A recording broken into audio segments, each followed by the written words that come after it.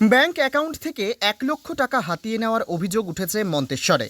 ঘটনায় মন্তেশ্বর থানার দ্বারস্থ হয়েছেন মন্তেশ্বর ব্লকের বরণডালা গ্রামের বাসিন্দা আজফর আলী শেখ।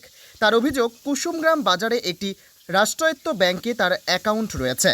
কিছুদিন আগে ওই অ্যাকাউন্টের সঙ্গে সংযোগকারী মোবাইলটি হারিয়ে যায়।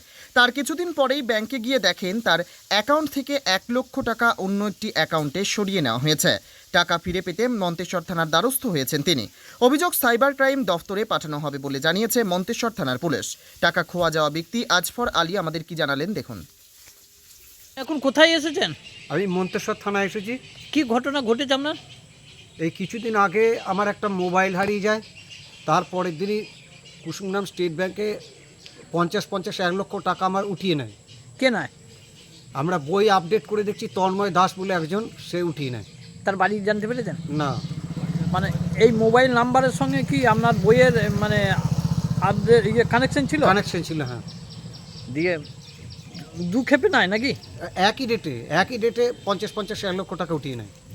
বইয়ে কত ছিল? ১,৩৮,০০০ ছিল। দিয়ে ১ লক্ষ টাকা তুলে নেয়। ১ লক্ষ টাকা তুলে নেয়। তার নাম ঠিকানা কিছু পাওয়া গেছে? তার নাম পেয়েছি, অ্যাকাউন্ট নম্বর পেয়েছি। পেয়েছেন? হ্যাঁ, দিয়ে থানায় জানালেন? থানায় ডায়েরি করলাম। আর কোথায় জানালেন? আর বর্ধমান সাইবার ক্রাইম ব্রাঞ্চে জানিয়েছি। তা কি ব্যবস্থা গ্রহণ হলো? এখন এখানে ডায়েরি করার পর বর্ধমানের সাইবার ক্রাইম ব্রাঞ্চ বলেছে আমাদেরকে ডায়েরি নাম্বারটা এসে দাও, আমরা দেখব। আর এখন থানাও বললো যে ঠিক আছে, আমরা এখান থেকে যা ব্যবস্থা করার করব। কোন ব্যাংকে অ্যাকাউন্ট ছিল?